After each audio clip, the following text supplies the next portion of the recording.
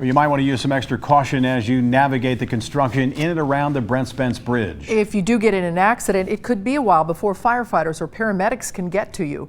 Local 12 medical reporter Liz Bonus got a first-hand look today at why what was an ambulance ride just a week ago could now force first responders to use AirCare. That's right, guys. Good evening. Just as we returned from a typical run with a fire and EMS team, AirCare was actually called to take a patient from St. Elizabeth in Edgewood to the University of Cincinnati Medical Center. And it's all because the gridlock in and around the bridge is making it tough for them to get to patients who call for help and transport patients anywhere they need to go for medical care. What do you think of the traffic? Oh my gosh, it's crazy.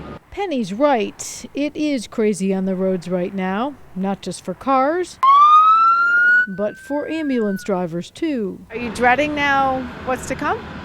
Yes, it's only going to get worse. In just the past few days since all this construction started, the fire and EMS teams in northern Kentucky transporting here to the St. Elizabeth Healthcare emergency rooms say We're seeing our drive times triple. It's even longer for patients who need to go north across the river to trauma centers at UC or Children's Hospital.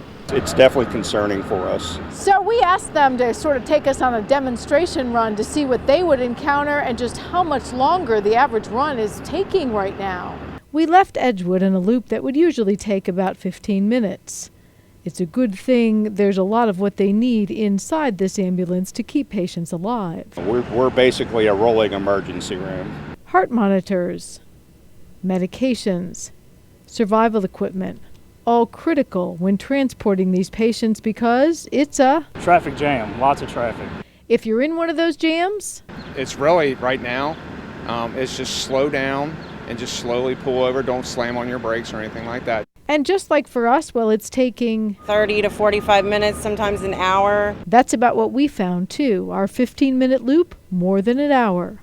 So you can expect to hear this a lot. They need us, call us, and we will try our best to get them to the appropriate hospital. But with traffic, may be difficult. Ernie, that driver, says he's been driving an ambulance 17 years, and this is the worst traffic gridlock that he has seen in our area. The dispatch teams who send for medical care are using some of our traffic cameras and a lot of other apps to try and guide the teams when they are dispatched to go around these traffic areas. Sometimes they simply say there's nowhere else to go. Cammie? All right, Liz, thank you. Fire and EMS teams say they'll do their best to take you to the hospital that you request, but they admit they're now telling patients and family members that it could take too long for proper patient care.